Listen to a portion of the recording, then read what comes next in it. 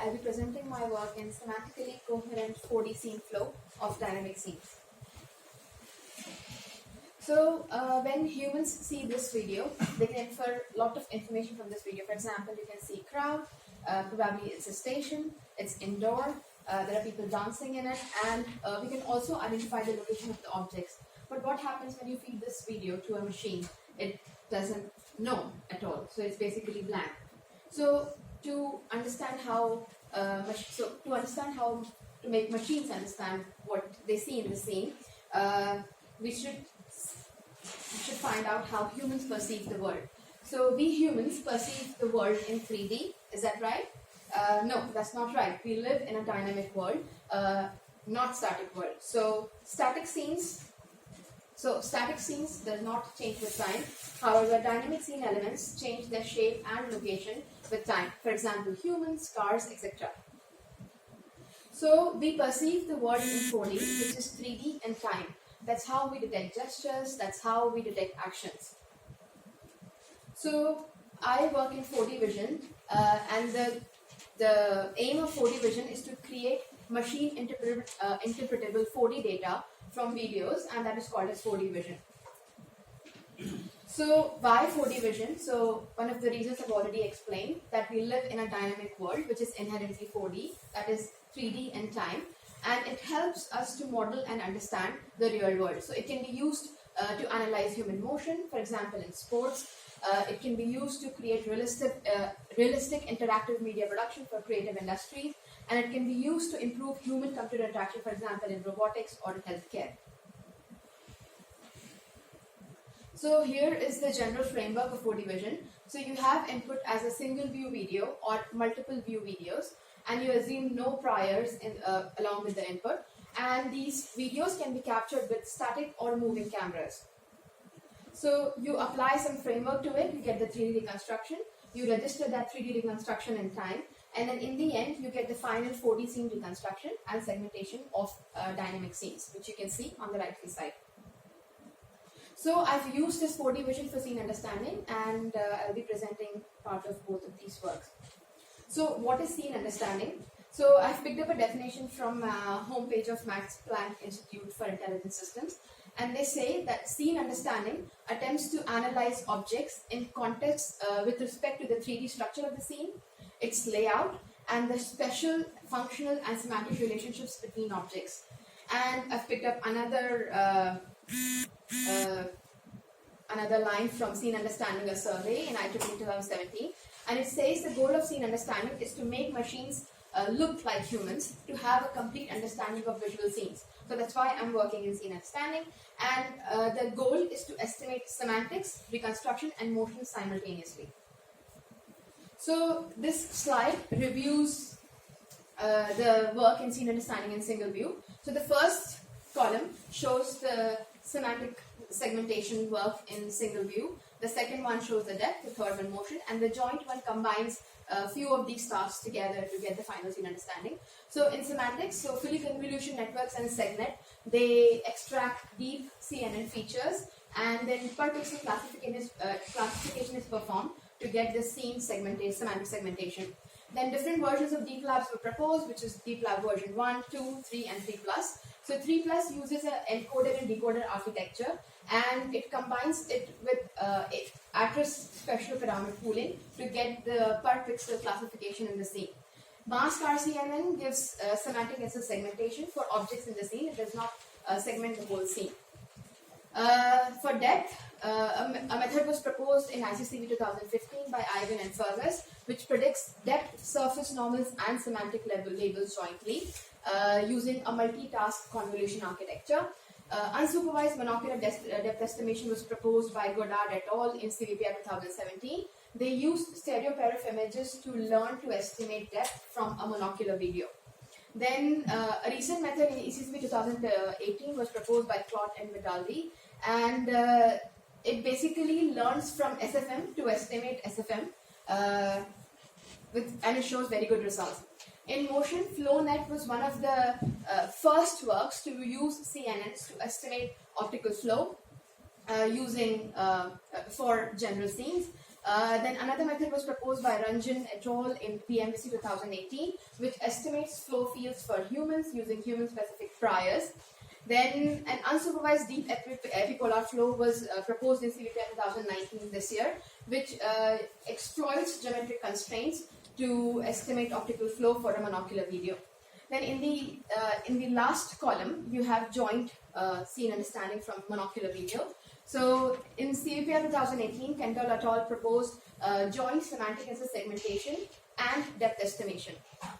Then depth, camera motion, optical flow, and motion segmentation joint estimation was proposed by Ranjan et al. In CVPR 2019. And then one of the works again in CVPR 2019 estimates depth using semantics. And they showed that combining semantics and depth improved the results quite a lot. So this is an overview of scene understanding in single view, and this is an overview of scene understanding in multiple views. So the first column I have named as segmentation, non-semantics anymore, because there are not a lot of multi-view semantic segmentation methods, and the work which is mentioned in the first row, co-temporal multi-view video segmentation, that exploits multiple view and temporal information to estimate segmentation which is consistent in time and spatially. SnapNet R was proposed in ICCV 2017, which gives consistent multi-view semantic labeling for robotics. Then in depth, MVSNet was proposed in ECCV 2018, which infers depth using unstructured multi-view stereo. And recently in CVPR 2019, a coordinate-free Carlson method was proposed to estimate relative multi-view geometry. Then in motion, there are not a lot of works in multi-view motion estimation. So I've picked up a very seminal work by Zaleski et al., which was published in CVPR 1999. And it estimates stereo and motion together from multiple views. And another work which estimates optical flow for stereo pair of images, which was published in CVPR 2019 here. For joint scene understanding, Hain et al. Proposed this method to estimate 3D and semantics simultaneously for static scenes. And a joint 3D multi-view prediction for 3D semantic scene segmentation was proposed in ECC 2018, but it works with indoor scenes which are static. So what is the problem with the existing technology? So existing these, whatever I've mentioned, they either work on static scenes or rigid objects. They work in constrained environments. They require static cameras. Sometimes manual user interaction is required. And the tasks which they perform are limited. So they are not approaching towards holistic scene understanding. So the proposed method, it works with dynamic scenes. It works with challenging environments which are both indoor and outdoor. It works with moving handheld cameras. The method is completely automatic and it targets to work, it gives full holistic scene understanding of these general scenes. So I've used 4D vision for scene understanding. So 4D vision, which I've shown before. Now I combine semantics and motion with this 4D vision to get the holistic scene understanding of general dynamic scenes. So the contributions of this work are, the first one is semantic co-segmentation, reconstruction, and 4D scene flow, a joint optimization for complex scenes. And the second one is that temporal semantic coherence is introduced across sequence using semantic trackless, which I'll explain shortly. So the challenges, as I said before, I work with moving cameras, uncalibrated multiple views. The cameras are really wide baseline. And the scenes are challenging indoor and outdoor scenes with large capture volume, natural scene backgrounds, repetitive texture, fast motion, multiple objects, and loose clothing. So let's start with the framework. So the input is multi-view video. For each view, initial semantic segmentation is obtained using DeepLab v3+. However, this produces segmentation with poorly localized object boundaries. So that's what you can see. The segmentations, they look very blurry around the feet of the object. So we obtained sparse reconstruction, and the sparse reconstruction is clustered in 3D for each frame.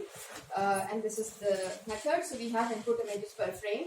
Features are detected at each frame. These features are matched per view. These features are matched per frame to get the sparse reconstruction. This is then clustered in 3D with different color objects represented in different colors on the right hand side. So we use MSFD features for this sparse reconstruction and clustering. So once we have this clustered 3D scene, we combine this with the initial semantic segmentation to get the initial semantic reconstruction, which is shown here.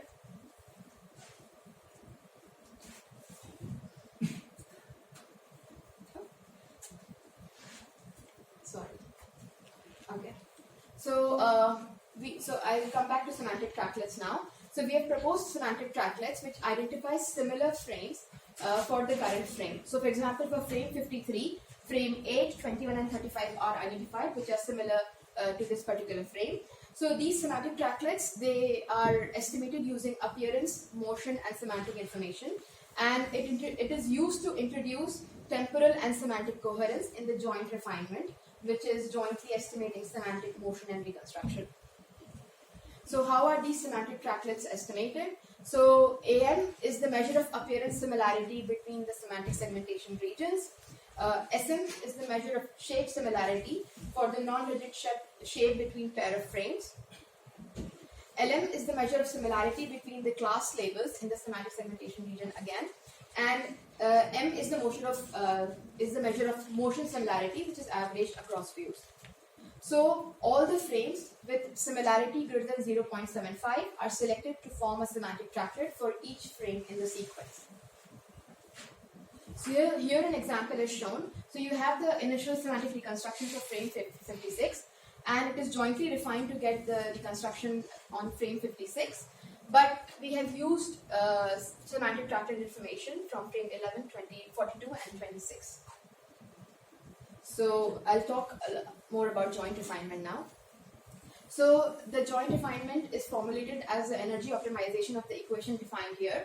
L is the label, D is the depth, and M is the motion. So I'll go through all these terms one by one. So let's start with the semantic. The semantic term enforces multi-view semantic consistency on labels across semantic tracklets and across views. So an example is shown here. For input, this is the initial semantic segmentation which is obtained using DeepLab. And this is the segmentation we have obtained without the semantic term, and this is the segmentation we have obtained with the proposed energy equation. As you can see, the introduction of semantics within the optimization improves the results quite a lot. So data and smoothness term, they are used to refine the reconstruction per view.